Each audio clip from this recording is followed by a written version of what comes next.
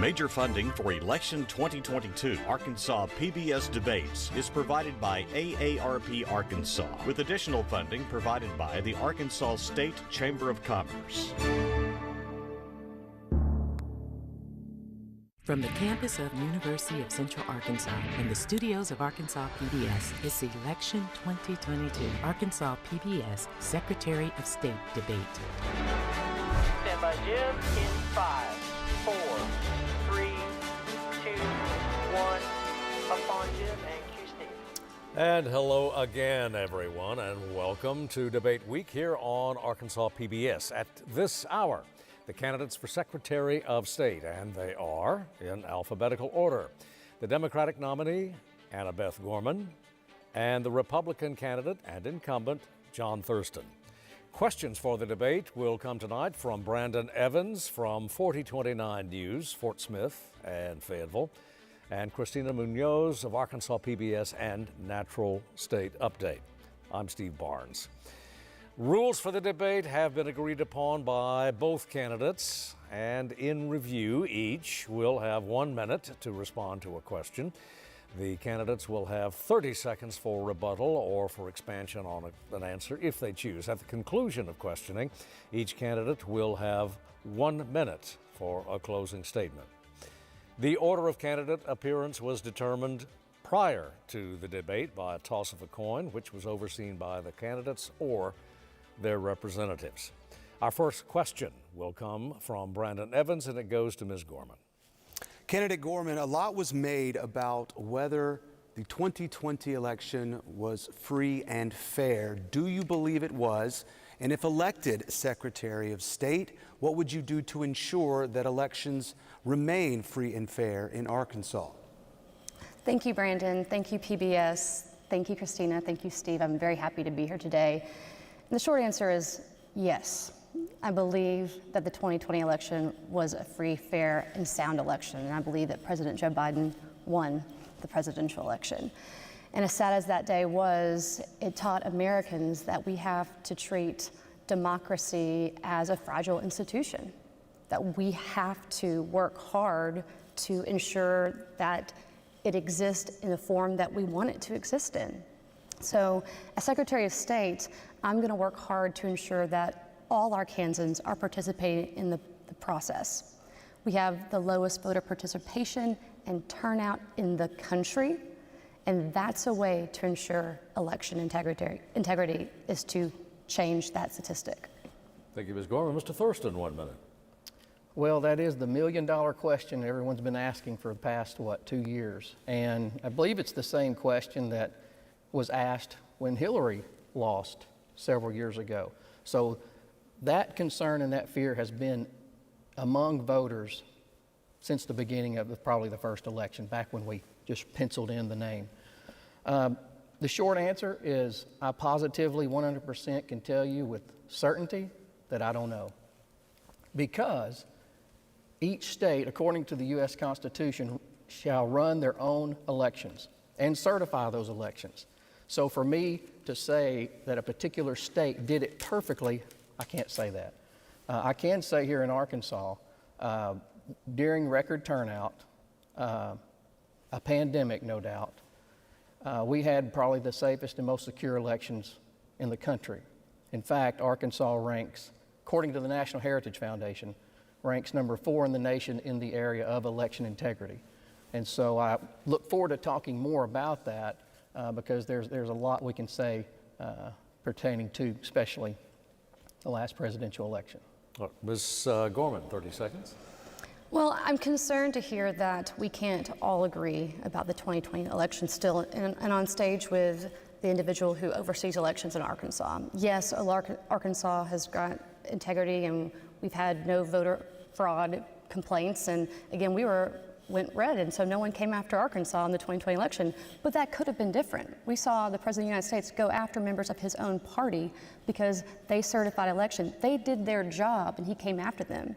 So we have to ensure that Secretary of States, in particular, once they're elected, act in the most nonpartisan way. Mr. Thurston, 30 seconds. So the reason that I can't say for certainty, I can tell you what the certification said, is because I'm not there. So it's definitely assuming too much for me to say that every state ran their election perfectly, because every state is, you would be shocked at how different each state is when it comes to their election laws and what they carry out. One state has voter ID, one state doesn't. One state's a vote by mail, all vote by mail.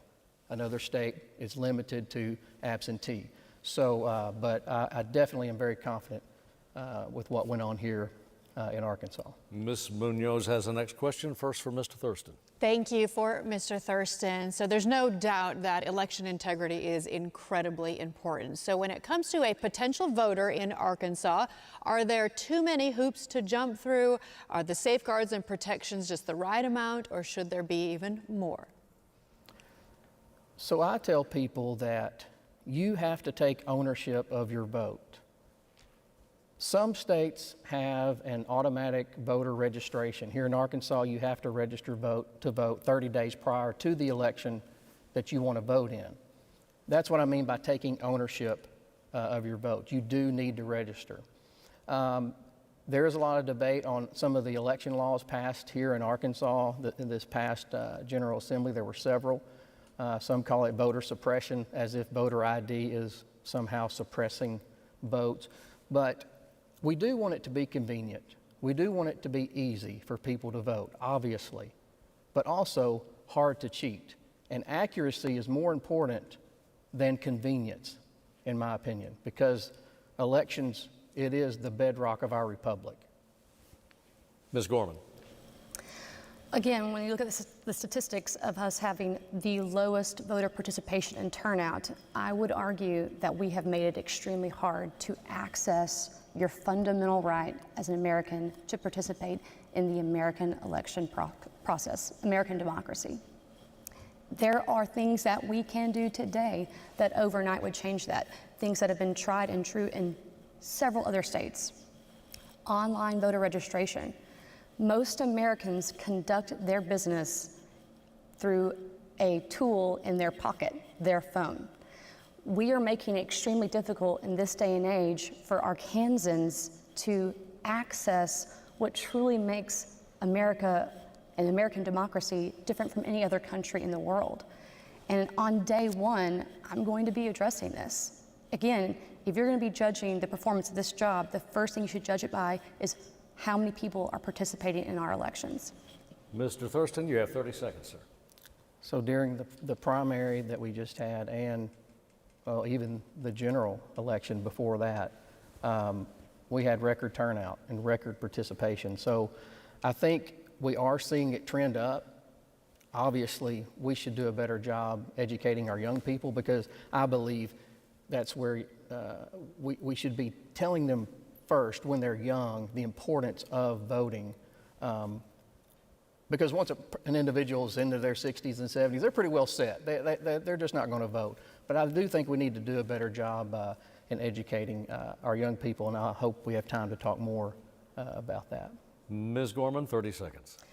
I believe this office should be the Chief Civic Engagement Officer for the state of Arkansas. I absolutely agree that we should be talking to not just young populations, but all populations. We can look at data and look at who's not voting and can develop strategic strategies to address those populations and meet their needs, not expect them to come to us.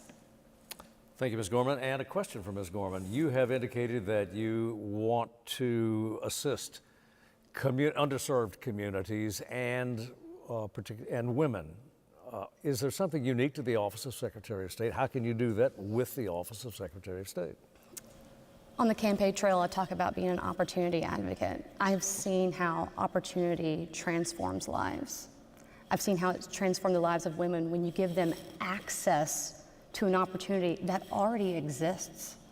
I look at this job as the position in statewide office that really has the most opportunity to help all Arkansans, not just women. Opportunity is a rising tide. It lifts us all up. So when I say that I want to work for women, I want to work for all of our communities. I want them participating in the election process because your voice is your vote, and that is important. Mr. Thurston. So we all wish we could do more. I mean, at every level. But when it comes kind of to back up into the previous question about participation, voter registration, and those sorts of things, as a constitutional officer, there's very little room for advocacy because your job description is set by the Constitution. It is set by state law. You don't get to define your job. And if you're going to do a outreach or a voter drive or try to get more people to participate, which group do you pick? And that's why it's a very fine line for the chief election officer to go to any particular group and encourage them to vote. Do I go to Northwest and we'll focus on that area? Do I go to the Delta? And so even though it does sound good, and I wish we could do more, it also takes resources to make sure you're doing it across the board and you're outreaching every Arkansan, encouraging them to register and to vote. So, Ms. Gorman, 30 seconds. I'm a successful CEO of a nonprofit. I know how to do a lot with a little. And I believe that you absolutely should expect your constitutional officers to be advocates. And I've done a lot of work with our existing constitutional officers, other state agencies, on creating programs and opportunities for all Arkansans. Back to Mr. Thurston for another 30 seconds, sir. I think you do advocate for people's rights. But again, I mean, back to the voter registration part, because I've heard this over the years, you know, increased voter turnout, increased voter registration. John, what does the Secretary of State do? Well, we do put an ad in a magazine that goes to every senior in high school that has an application to register to vote. So at the very least, when they're a senior, they do have that opportunity. But you do have to be careful. What demographic, which part of who do you encourage to vote? It kind of crosses the line. All time, sir. Our next question, Mr. Evans. For Secretary Thurston, when it comes to real ID laws, the Secretary of State's office will oversee the implementation of the new real ID laws when they are put into place in Arkansas in May of next year. How would your office make that transition for voters specifically go as smoothly as possible? So, county clerks are the ones who really carry out elections. The county clerks, the election commissioners, poll workers, and even though the title Chief Election Officer is on the Secretary of State, a lot of folks think, well, you have a big stick. You must really have, you must run elections. When really it's done at the county level. And the reason that's good is because not only am I for states' rights, and I'm against federalizing elections, anytime there's some federal law that comes out to tell states how they are to run their elections, I oppose, because which ones do you pick? What if it's a federal law for voter ID? What if it's one to go vote by mail? So I think they should stay out. Likewise, you have to be cautious. We try not to go into counties and with that same approach and tell them how to do it. And so that's definitely something I think will probably have to be handled legislatively to make sure that process is in place. 1 minute for Ms. Gorman.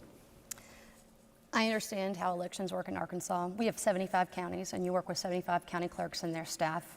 I've been going all over our state, meeting with counties, meeting with our different communities, and I'm hearing things from our county officers that are talking about their employees receive death threats for showing up to administer elections. So I don't think that it just falls on that county clerk to really ensure the safety and integrity of election law and laws that come up or pass from our legislator. I think that you are, as the chief election officer, responsible for acting as an effective administrator. And so you understand what that county needs, what resources they need to be successful in implementing what the legislator passes. That's what an effective administrator doesn't just pass it off to our county clerks. It's a coordinated effort. Mr. Thurston, 30 seconds, sir. So resources, I mean, just an example, when you talk about resources during the pandemic, which was the first time we'd ever had one during an election, and during the month of August prior to the presidential election, my office delivered PPE to all 75 counties. And of course, we have outreach teams, and we're in constant communication with the counties. So supporting them, I haven't had any county clerk to say otherwise. And so 30 seconds sure goes by fast. Ms. Gorman, you have another 30 seconds. Again, this is a coordinated effort. We have 75 counties, and they're very different. So they're going to have different needs. And so it's not a one-size-fits-all approach. It is an adaptive approach. And you can do this in a way, and you can be a resource partner to our counties. Christina Munoz, the next question goes first to Mr. Gorman. Or Ms. Gorman, I'm Ms. sorry. Gorman, yes. Before these debates got underway this week, we gave an opportunity for viewers to participate by submitting questions via social media. So this next question comes from a viewer in Pulaski County. How will you bring people who do not agree with you to the conversation? This is important because you will be representing not your party and your supporters, but all of Arkansas. Ms. Gorman. I've had a lot of practice at this. I'm an advocate for women, and sometimes when I walk in the room, the people don't want to talk just about women, right? So I have to find an opportunity of some project or an idea that we can work on together, and that's how you bring people together. And in the job that I have, I will say there are so many things that we can agree on, we can work on. It's just working to find that. So my organization, we've been extremely successful because we work with cross-section of stakeholders. We look for unlikely allies and we partner with them. You know, what I care about passionately, I can put that aside if there is something that we can collaborate on and really create good for all Arkansas. We go to Mr. Thurston now for 1 minute, sir. I mean, that is important because we are Americans at the end of the day. And we get so caught up in sometimes really the smallest of things. But I do want to encourage listeners today that here in Arkansas, don't think that Arkansas politics or what goes on in the Capitol is what you see on Fox and CNN, because we are much more cordial and we get along a whole lot better up there in that building than what people realize. We do disagree on some things, but I do want to encourage people with that and to think that one individual has all the authority and power to change the world or change. The Founding Fathers designed this government so that there is not one person that can change. There are separation of powers. You do have to work together. And so we would not be where we are at this point in history if there was not compromise and working together. So I do want to encourage folks. We are not quite as divided as maybe cable news depicts. Back to Ms. Gorman now for 30 seconds. I agree with John. That is not how everyday Arkansans behave. That's not. We're a small state. We are 1 degree of separation from knowing your cousin. Absolutely. I've run into multiple of John's cousins on the campaign trail, literally. And again, to get things done in our state, we've got a lot of people working on good things, and we're collaborating every day. It's not going to be an issue. Not in this job. That should be the most nonpartisan of all the constitutional offices. And Mr. Thurston? I agree. Question now for Ms. Thurston, I think. Yes. Mr. Thurston, both of you have some extensive experience, according to your resumes and your job performance, with cyberspace and particularly cybersecurity. What can you tell Arkansans about the state of the documents, the records that are entrusted to the Secretary of State, and how can they be improved? Are we liable to hacking right now? I don't think anyone can say that it is impossible to be hacked. I mean, no one can say that for certainty. I am very confident, and I will say this, that when I was first elected, all the conversation was around cybersecurity, cyber attack, Russian interference. And so for the first time in state history, we had the FBI and the Department of Homeland on site at the Capitol on election night, and they will be there again this election night to help keep, and they'll be in communication with their counterparts across the nation in the event there is a cyber attack. We also, for the first time, we have a cybersecurity specialist on staff. And so we've put in some safeguards, and of course we're constantly sending our people to be more educated. And I'm actually on the cybersecurity council or board committee, I should say, committee with the National Associations of Secretary of State. So there's a lot of collaboration and work that goes in on making sure something really, really bad doesn't happen. Ms. Gorman, you have 1 minute. Steve, as you mentioned, I was appointed to serve by Asa Hutchinson, Governor Asa Hutchinson, to serve as a commissioner for the Computer Science and Cybersecurity Task Force. I advocate for computer science education across our state. I've learned a lot about computer science and cybersecurity, and what I would say is that we have to always be vigilant because technology is ever changing. So records today might be safe, but that doesn't mean that there's not going to be new technology or new efforts from bad actors tomorrow. So we just have to be vigilant. So I'm excited to hear about that we've got a full-time position, and I would intend to improve upon that position and continue to see it forward. Oh, Mr. Thurston, back to you for 30 seconds. Sure, it is very important. It's a changing world, and there's a lot of bad actors out there. And the cyber world, we're no longer, being attacked, if you will, by someone with a gun crossing our border. They are literally, trying to get into our systems here. And what better system than to hack something that has to do with elections? And so, yes, we have to constantly be mindful of that. All right. Ms. Gorman, 30 seconds. No further comment. All right, at this point, we want to let the audience know, everyone know, that the candidates can participate in a press conference here directly following the debate. Now, to watch at home, scan the QR code on your screen with your mobile device. You will see that QR code periodically throughout the balance of our debate.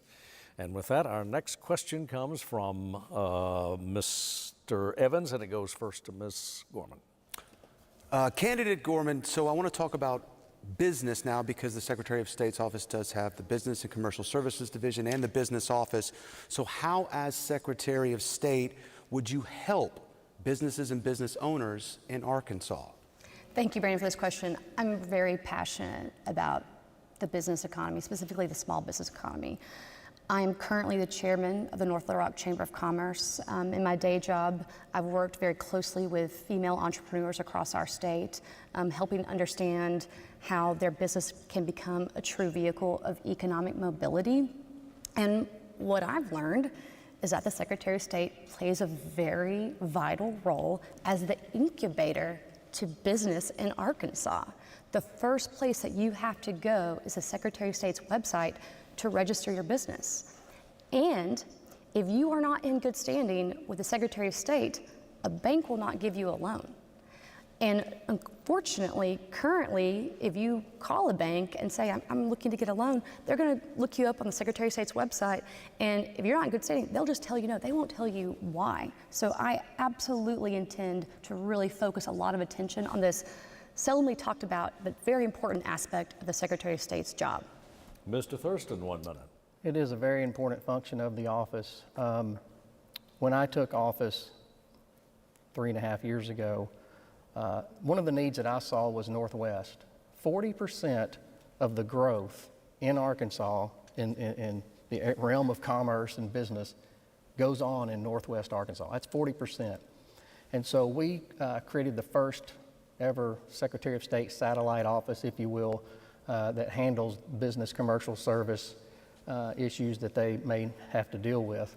Also, during my first term, we had 50,000 new businesses / entities, corporations, nonprofits, and so forth start up.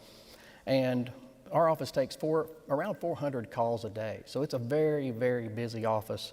And I have just a couple of minutes. And also during the pandemic, the PPP loans that were available to small businesses, they had to call our office and get their status of, that they were active and articles of incorporation and so forth. And we served around 20,000 of those during that time. And so, Got a call.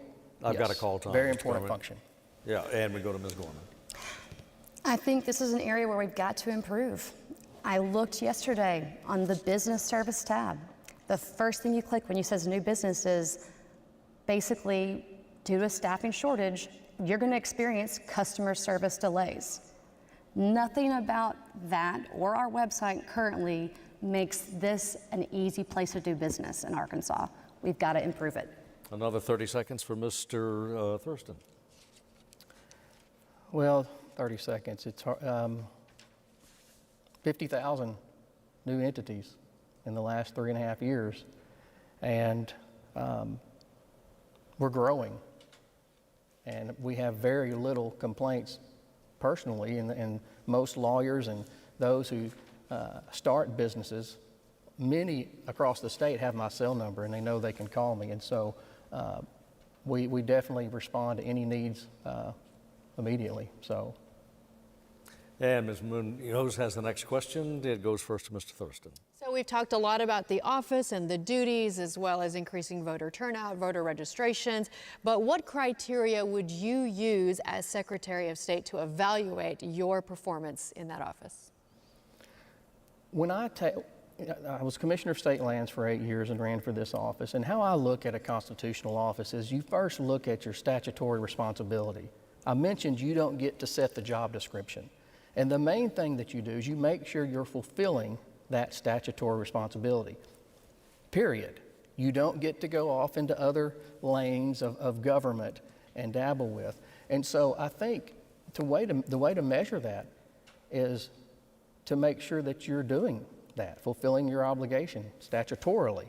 And you do it with great customer service as well, because we're in the people business. I mean, the tentacles of the Secretary of State touch so many lives, whether it's elections, BCS, the Capitol grounds, the security, all the monuments, the restoration projects of that building that's going on constantly.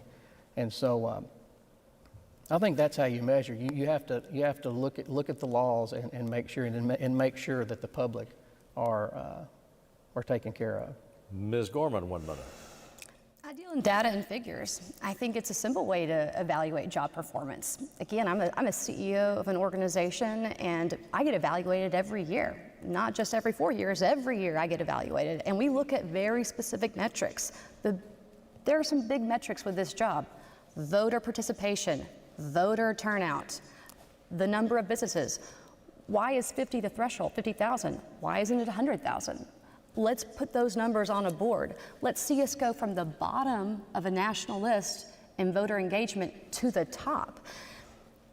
If you go around the state, people cannot tell you the name of the Secretary of State. I want people to know who the Secretary of State is, hold them accountable for their job, and I want this office to really fulfill its constitutional mandated responsibilities. I think all Arkansans want, where their taxpayer dollars go, to know that someone is working not just to check a box, but to exceed expectations. Mr. Thurston, 30 seconds. It is a public office, and anyone in the state can obviously find us and reach out. And we also have 135 legislatures that keep a close eye on my job performance as well. And so it's been an honor, and it's gone really well. Nothing's broken. That's the reason we're having a really hard time today finding something that hasn't been fulfilled or accomplished or statutorily where the ball's been dropped, because it has been a great first term. All right, and back to Ms. Gorman.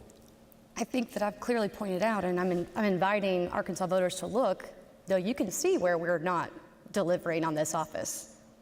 Worst voter participation in the country, a website that isn't working. In red letters, we're having customer service issues. I've gone around the state, I've met with professional service firms, lawyers, I've met with entrepreneur support organizations. They are extremely frustrated with the lack of support they're getting from the Secretary of State's office. Question now for Ms. Gorman. Executive power in Arkansas state government is legendarily diffuse. In the interest of efficiency, economy, would you support a proposal that would consolidate some of the independent offices, say Secretary of State, Auditor, Treasurer, Land Commissioner? Well, that's a great question, and one that I haven't spent a lot of time thinking about. I believe in checks and balances in our government, and I believe, John just talked about, this is a really big job, the Secretary of State. It, to me, in my opinion, is one of the biggest jobs. I mean, it is elections, it's business support services, it's the state capitol grounds itself, it's the Capitol Police Force. If you're telling me that you think that we need to consolidate more offices, then I'm going to tell Arkansans, like, you're going to get what you pay for. You're not going to get a lot. I think that we want professional constitutional officers that can do a really good job. So give them the opportunity to do a good job. Mr. Thurston. That's right. When I became land commissioner, there was talk of making it an unelected position and consolidating and so forth. The good part about having an elected official is we're coming up on a term that's ending, and the public will have the opportunity to cancel my contract or extend it for another term. When there is an office that's led by an appointment or something, or it's buried under bureaucracy, it is very, very hard for the public to have a say on who runs that particular agency or office. And so perhaps there's some consolidation out there that may be needed. I can't think of it off the top of my head, but certainly the Secretary of State needs to stand alone as a constitutional office. Ms. Gorman, 30 seconds. I'll just say that I'm all about efficiency and trying to save taxpayer dollars, but we can work smarter and not harder and get a good job done. Mr. Thurston, 30 to you. I'm good, thank you. Next question then is from Mr. Evans, and it goes first to Mr. Thurston. So I want to kind of springboard off Steve's question, talking about the different divisions of the Secretary of State's office. We talked about business, but as she mentioned, Capitol Facilities, Capitol Police, there's also communications and education. Which of these divisions that falls under the Secretary of State's purview do you feel like has the most room for improvement? Boy, that is a great question. In the world that we're in today, security is so important. The security of that building. That building is a museum. It's an event center. There are events there almost every single day, sometimes multiple events. School children come there. Our it's an office building. There's business that goes on there. And so we can always do a better job in the securing of that building. Now, we have increased our officers by 10. There's way more surveillance. Our officers have been trained like never before because of the protest that we had a couple of years ago. And so we had to really look in different ways to beef up that particular area. But because the world is changing, there will always be room to improve that area, as the security of that building. Ms. Gorman, 1 minute. The state capitol is the front door to Arkansas, so I'm excited about the opportunity to really get to manage that facility. But when you ask the question about which area needs improvement, well, the answer is all of them. There's a need for constant improvement. John said that. But we have to look at really where we're failing currently. And again, I think that we've got to address voter participation. Business support services has got to be addressed in Arkansas. I tell people this all the time, and I really believe this. The next Sam Walton lives in Arkansas. She might live right here in Conway, but she cannot navigate our current website. And that's not going to happen on my watch. Mr. Thurston, 30 seconds, sir.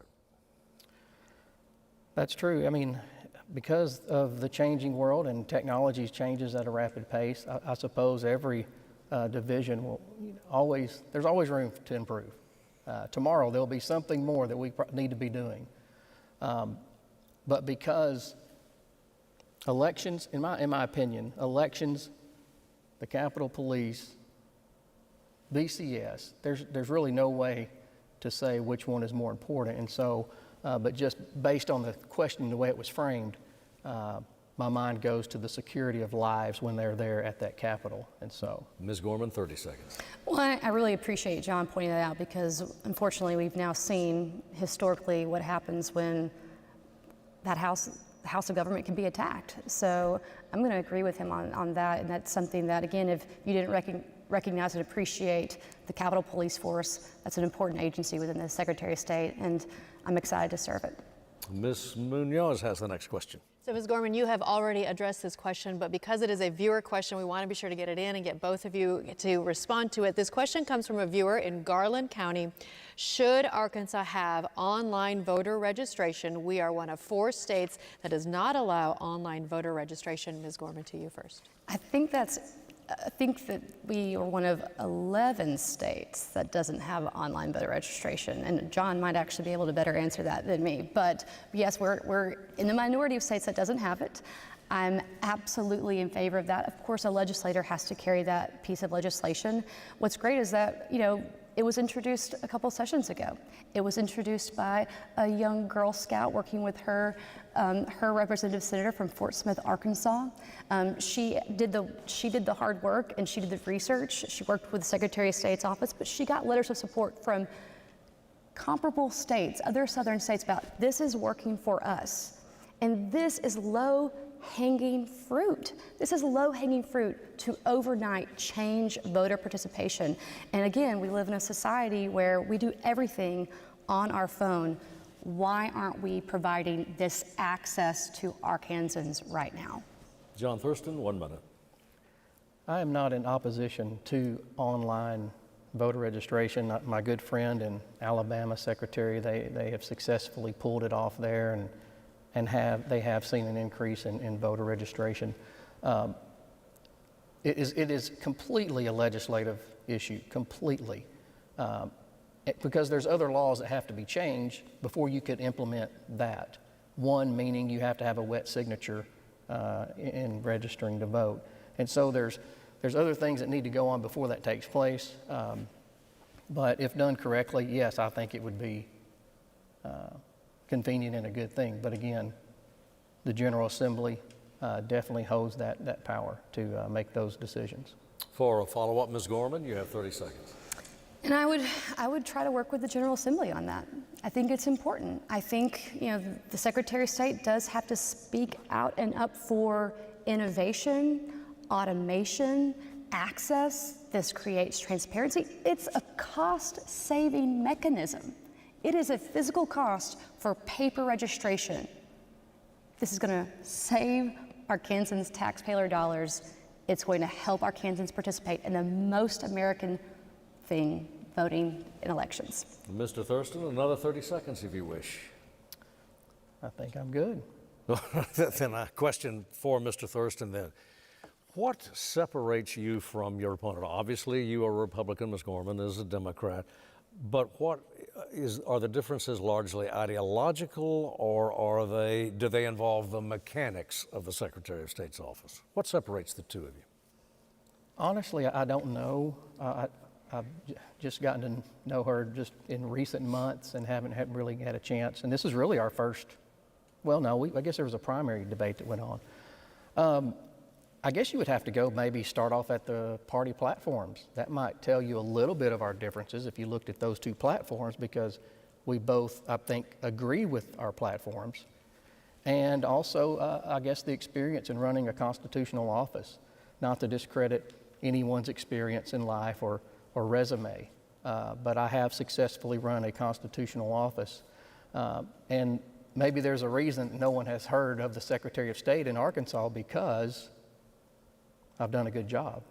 There's a reason that I haven't been in the headlines, at least not very many times. And so, but because I can't articulate and know for certainly the main differences, I would say the platform and also the experience in actually running a constitutional office. Same question to Ms. Gorman. I'm the CEO of a nonprofit, a statewide nonprofit. I've been working across the state for 14 years. I'm a recognized nonprofit leader. I'm a business advocate. I'm the wife of a Marine combat veteran. It's true, John and I haven't spent a lot of time together, but I think that probably we have some similar values when it comes to how we believe that people should be treated and how we treat each other, and we campaign. I've noticed that we have a similarity. Our differences are just, it is life experiences, it is approach to the job. I believe in really amplifying the voices of others. I believe that if you have the opportunity, and if you are given an opportunity to be a constitutional officer, then it is your charge to speak for the Arkansans that aren't able to speak for themselves. Mr. Thurston, 30 seconds. Well, it has been an absolute honor, and I'm sure we're getting close to time. I want to make sure I at least take these 30 seconds to tell Arkansans this, that I've been in Arkansas my whole life. And the one thing that when I was elected that I did not ever want to do to you, Arkansas, is bring reproach to you. And so, I know it sounds corny, but I love Arkansas, I love you, and at the end of the day, we are running for this office, I think, to serve Arkansans. Ms. Gorman, another 30 seconds. I'm raising my family in Arkansas because I believe it is the land of opportunity.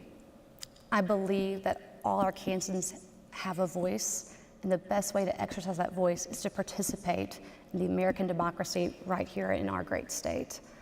And I'm asking for your support this November. Mr. Evans has the next question. It goes first to Ms. Gorman. So I would like to talk about something in the news recently involving this election cycle when it comes to the recreational marijuana initiative. There was a back and forth between the Secretary of State's office where they declared the recreational marijuana amendment's ballot title insufficient. It was eventually overturned by the state Supreme Court. How do you feel that situation was handled, and how, if elected, would you handle similar situations like that? Again, the role of the Secretary of State should be a nonpartisan, arbiter of how we get things on the ballot. And again, there's a lot of role of the legislative body involved, and they put a lot of laws in place. We kind of have to manage that process. This is issue 4 is a hotbed issue, but I trust Arkansans. I trust them to make the decision for our state. And so I would be very careful as Secretary of State that although I'm running on a party platform and I'm a proud Democrat, once elected, I become the Secretary of State for all of Arkansas. And so if a group of legislators have done the work, the hard work to get that issue on the ballot, then I'm going to do my job. And I'm not going to let my personal feelings on an issue one or the other shade or influence the role that I have, which is to ensure that we can get things on the ballot. Mr. Thurston, 1 minute, sir. So the signatures were, verified and approved and certified by my office. They had the proper amount of signatures. Also, when the ballot title went to the state board, which everyone knows the Supreme Court deemed that unconstitutional, that the state board would approve a ballot title. I personally don't totally get that, but, and I chair that board, it was unanimous that ballot title was deceiving. Unanimous. Democrat representative, Republican representative, the whole entire board. I did not vote on that particular on that. I was chairing, and I was going to an event there was a tie, but did not. Personally, I'm voting against it. I have some libertarian leaning. I'm all for decriminalizing marijuana. However, if you read that bill, or not bill, but that amendment, it has not just some barriers of entry, it is a complete barrier of entry. It is the opposite of the free market when you look at that particular amendment. Got it there, and we go back to Ms. Gorman. Again, and John and I both have our personal feelings, and we're going to vote how we're going to vote. I'm going to vote in favor, again, because I believe that recreational marijuana is a step in the right direction, and it's coming. The train has left the station, right? It is coming. Is it perfect? It's written? No. The great thing is that we have a way to change the process, to change the language. It's hard, but we can do it. So again, I'm going to put faith and trust in Arkansans, but I'm going to stop short of putting my personal feelings on the process. That's not the role of the Secretary of State. That is not the role of this constitutional office. Well, Mr. Thurston, you have another 30 seconds. That is true, and I obviously have not done that in this whole entire process. But I just want to point this out, because this amendment, and I'm sure she'll get campaign contributions after I say this, but this amendment is not as clear as people think. It is not free market. It does create barriers of entry, and it does create a drug cartel. period. Whether the social issue of marijuana, whatever you think of that, that is separate. It could be bubble guppies or pineapples that we're talking about. Got a call time, Mr. Thurston. Thank you. And I can remind our audience once again that the candidates are going to be participating in a press conference, or certainly can, directly following the debate, and you can watch at home live. Scan the QR code on your screen with your mobile device, and we'll throw that up again. You'll see that QR code periodically through the remainder of our debate. We have another question, Ms. Munoz, and it goes first to Mr. Thurston. Yes, and Mr. Thurston, you've already touched on this a little bit with regard to federal regulation on states with regards to elections. So how have federal regulations like the National Voter Registration Act and the Help America Vote Act impacted Arkansas? And what do you believe the role of the federal government is with regard to state elections? So the federal government does set dates and so forth. You need timelines, obviously. When you're dealing with overseas ballots, you're dealing with our veterans, there needs to be some federal guidelines. But there's also been legislation, H.R. 1 and H.R. 4, which was leftist, I call it Californianizing, California way of elections. It is basically what it was, doing away with voter ID, going to vote by mail, drop boxes, which I'm 100% against, which when you talk about the last presidential election, whether it was stolen or not, every election official across this nation will agree that vote by mail and the drop boxes opens the door to election fraud. Whether it happened or not, obviously, evidence, I guess, has not been presented, at least hasn't been presented to the right courts. But that's where I draw the line when it comes to federal overreach. Ms. Gorman. I think when the federal government gets involved, is it trying to solve a problem, or is it creating a bigger problem? Right? I believe in our state and our ability to manage and oversee our own elections. We talked about our 75 county clerks and the good people in the communities across our state that are doing a good job. But again, I think that when it comes to the National Voting Rights Act and those things, it's historically because we've had voter disenfranchisement, right? I mean, we have to create access to the most fundamental thing, being an American. That's participating in our democracy. I'm married to a combat veteran, and we take voting very seriously. It is an emotional act for us. My husband served in Iraq with Ukrainian forces. He literally served with men and women that understand how fragile democracy is. And we have got to ensure that there are safeguards to accessing this fundamental right that makes our country great. Back to Mr. Thurston for 30 seconds. Her bringing up veterans it is so important. If you do nothing else but vote in honor of our veterans, I mean, that's why you should vote. That's why you should participate. Because veterans and their families pay a great price, and some the ultimate price, so that we can live in this country and vote. And so obviously it's too late to register to vote for this election, but just out of honoring our veterans, encourage you to participate in this process. Thank you, sir. A question now for, Ms. Gorman, we go back to you. I'm sorry. I just would really quickly say that I agree with John. I've been telling people on the show, people like to wave American flags to show patriotism. Most patriotic thing you can do is exercise your right to vote. And it's because someone fought for that right.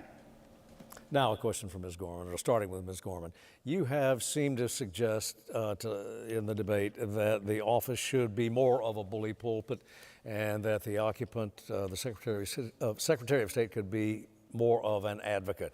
Is not, though, the office, and Mr. Thurston has seemed to suggest that it is essentially a housekeeping, a bookkeeping office, if you will? Your response. I hope I didn't intend to think that I should be a bully. But I absolutely think it should be an opportunity advocate. I absolutely think that. I think that you want to feel a great deal of confidence in your constitutional officer that has this very important responsibility.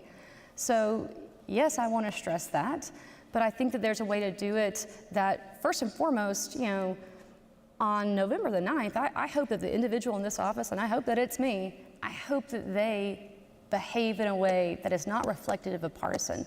I absolutely believe that American democracy is more important than the letter by your name. Mr. Thurston. Well, I think the question was kind of directed toward her, so I'm not sure how to actually answer it, but there are times to speak out. I mean, there are times to use the bully pulpit. One example was during COVID, a lot of these states changed their election laws in the name of safety. Well, here in Arkansas, there was a lawsuit that was filed that basically radically changed our elections. It had everything in that, doing away with voter ID, drop boxes, all those things in the name of safety, in the name of COVID. And I released a statement that's saying that I felt like our absentee process, our systems was adequate enough to accommodate anyone during this time of this pandemic. And the judge threw that lawsuit out of court based upon that. So there are times you do speak up. You just don't sit there behind the desk and make sure the grass is mowed and the light bulbs are changed. There are times to speak out, but you do have to be mindful of when that timing is. Ms. Gorman, 30 seconds. As an advocate, I won't be bullied. I think that that's the true concern with Secretary of State's offices. For years, they've flown under the radar, but have always served critical functions in state government. But the concern now is that there are bully pulpits out there attempting to influence this office. And so what I am saying is let's really educate and empower what the office does and talk about what the office does and how the individual holding that office should be held accountable and how they should do their job every single day. Another 30 seconds for Mr. Thurston. Can't think of anything to add. All right. We have reached that point in the debate where we have afforded each of our candidates 30 seconds for a closing statement. And that's 1 minute each. And our first closing statement is from Ms. Gorman. Again, I want to thank PBS, Arkansas PBS, thank our moderators today. I want to thank Secretary John Thurston for his time. American democracy is fragile. We have to engage with it. We have to, as Arkansans, come from the middle, work with all of our communities to strengthen our democracy. Come November 8th, I'm asking for your vote and your support because I believe I can do this job. I can do it well, and I'll do it well for you, for all Arkansans. My name is Beth Gorman. Thank you for your time. Thank you, Ms. Gorman. Mr. Thurston. Thank you, PBS moderators, for taking your time, and thank you for watching and being more informed about the candidates in this next election. I've been in legislative battles. I've been in battles with the other side of the aisle. I've been in battles with my own party. I've been in legal battles, all sorts of battles during my time as Secretary of State. But the one individual or the one group or entity that I have not battled is you, Arkansans. Everything I've done from day one has been with you in mind. Have I done it all perfectly? Probably not. But my heart has always been to serve you at the highest level of integrity that any individual can possibly serve at. And I'm asking for your vote to allow me one more term as Secretary of State. Thank you so much. To both of our candidates, our thanks. We wish we could stretch the clock, but we are unable to do so.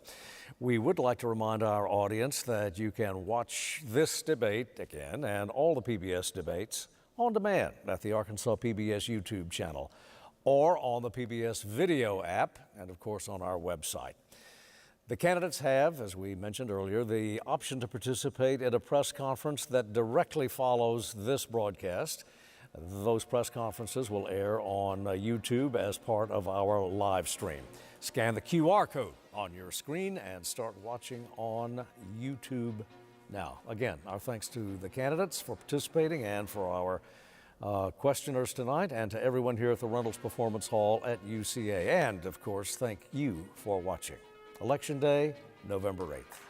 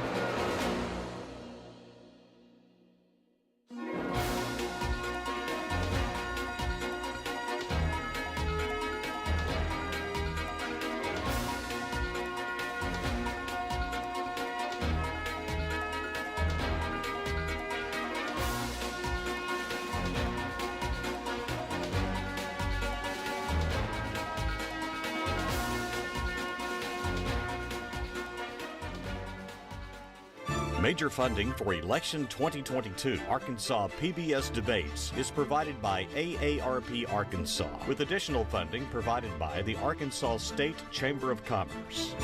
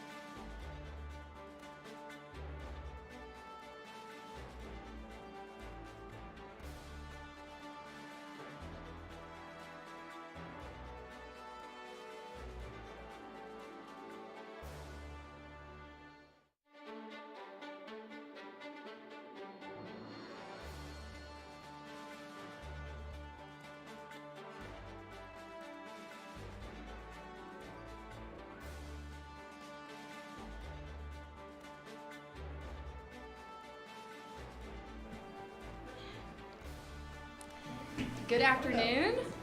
Hi, everyone. Hi.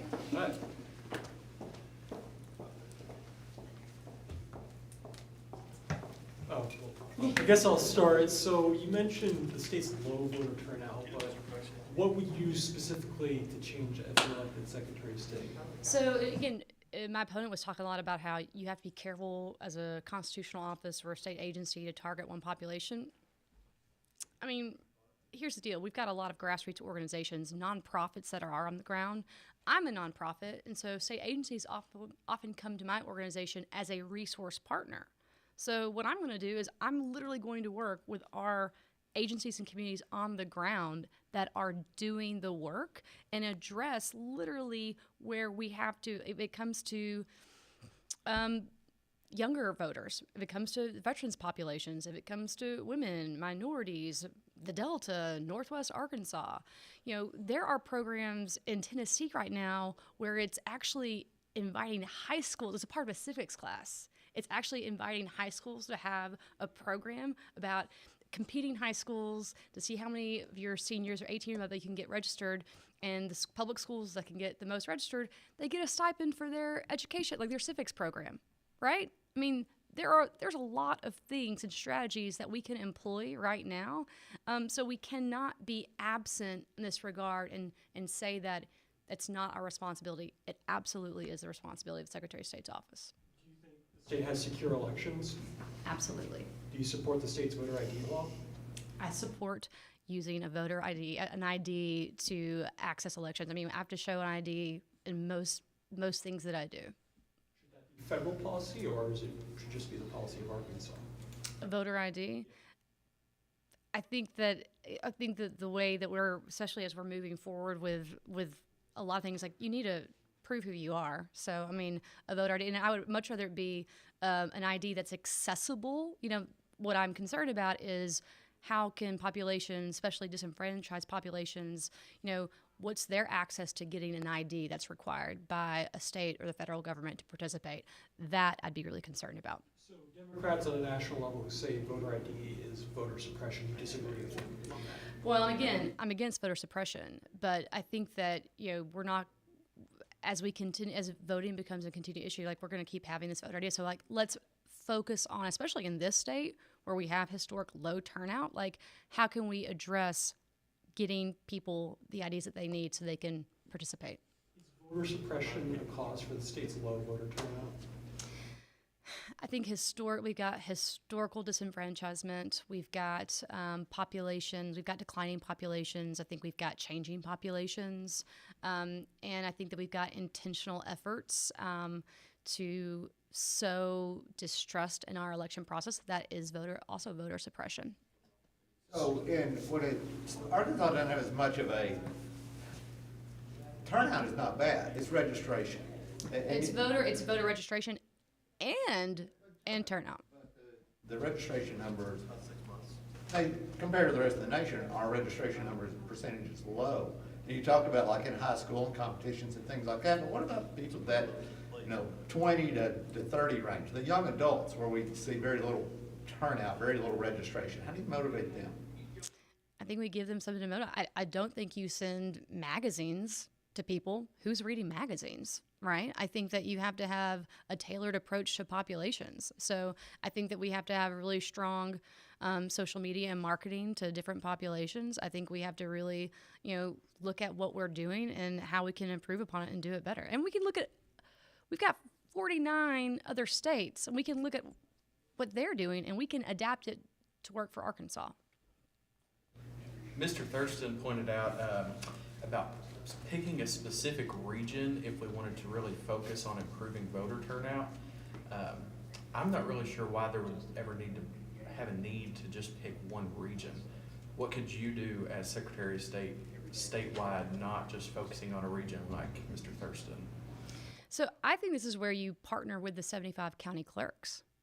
I mean, they're on the ground. They know their communities better than anybody else. And I don't understand why we wouldn't work really hard for the Secretary of State to have really good relationships with those 75 county clerks and ensure that they've got access to resources and information to really talk about getting out the vote. When looking at what is expected to be a Republican legislature, and if they have other voter registration or ID laws, some might call them suppression laws, what do you see as your role of secretaries of state in speaking out if you disagree or even agree with proposed legislation? So again, I think that there's going to be the opportunity during the session, and I absolutely anticipate that we're going to see more of this. We're going to see more, posturing, partisan posturing, and it's going to be called one thing, but it's voter suppression. And so I think that the Secretary of State has to come out as a resource and talk about the impact on our Arkansas population. Again, I spent 2 legislative sessions working for the Texas Senate, Senate Committee on State Affairs, and we had people that were for it, against it, and we had resource advocates. So again, I'm really a strong, firm believer this is a nonpartisan office, but you should absolutely speak on the impact when it is the impact of voters in Arkansas. Do you think Congress should, pass some of these voting rights bills that have been proposed, H.R. 1, the John Lewis Voting Rights Act? Do you support kind of federal election laws that have been proposed?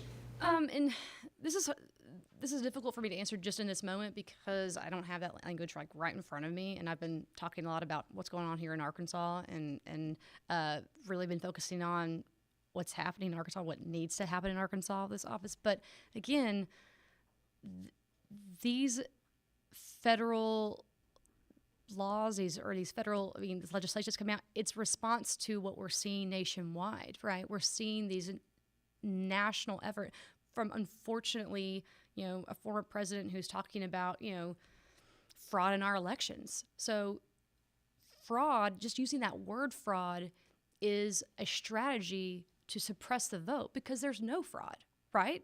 There is no fraud in American election system, and yet we have people that are pushing that narrative forward. And so I see that Congress is having to act so that we can really ensure that Americans believe in the integrity of the voting system. Mr. Thurston said, he mentioned nothing was broken. Something that I kind of took away from that is that's not necessarily saying that there's not something new that could be improved upon, or, not necessarily broken that things are, but I think anything could probably be improved upon, no matter even if it's broken or not. What are 2 or 3 main things, including the website, I'm sure, that you would focus on? Again, this is a constitutional office that has pretty diverse divisions.